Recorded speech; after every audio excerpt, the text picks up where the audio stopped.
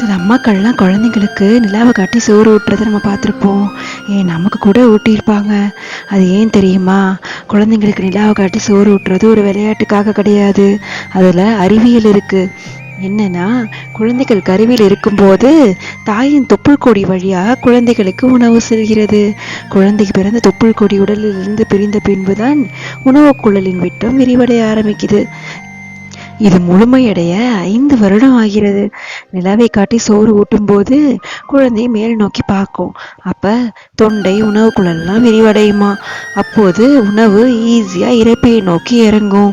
மேலும் தொண்டை குழல் கீழ் நோக்கி இறங்கும் அலைவு இயக்கங்களும் செரிமான நோக்கிகளுக்கு நல்ல பயிற்சி கிடைக்குதாம். இப்பயிற்சி மூலமா குழந்தைகளோட உணவு செரிமான மண்டலம் ஆரோக்கியமாகும். மேலும் நிலவை காட்டி சோறு ஊட்டும் போது குழந்தைங்க உணவுல ரொம்ப ஆர்வமா இருப்பாங்க. செல்ஃபோனை காமிச்சும் டிவியை காமிச்சும் அவங்களுக்கு உணவு ஊட்டுறதுக்கு பதிலாக நிலாவை காட்டி அவங்களுக்கு சோறு ஊட்ட நம்ம ஆரம்பிப்போம்.